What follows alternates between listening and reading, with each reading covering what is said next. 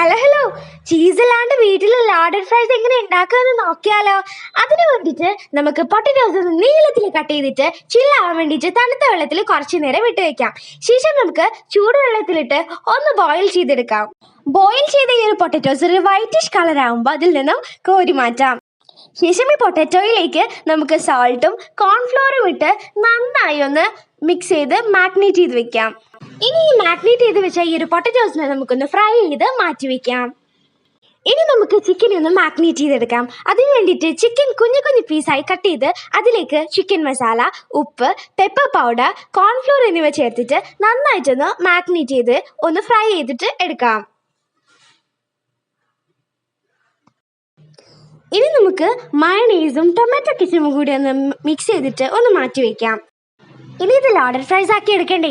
അതിന് വേണ്ടിയിട്ട് ആദ്യം ട്രേയിലോട്ട് ഫ്രഞ്ച് ഫ്രൈസും ചിക്കനും കൂടി ഒന്ന് ലെയർ ആയിട്ടൊന്ന് പ്ലേസ് ചെയ്യാം. അതിനുശേഷം നമ്മുടെ ഈ ഒരു സോസിൻ്റെ മിക്സ് ഒന്ന് അതിൻ്റെ മുകളിലോട്ടൊന്ന് ഇട്ട് കൊടുക്കാം. ഇനി ഇത് നന്നായിട്ടൊന്ന് മിക്സ് ചെയ്ത് എടുത്താണ്ടല്ലോ നമ്മുടെ ചീസ് ഇല്ലാത്ത ലാർഡഡ് ഫ്രൈസ് റെഡി.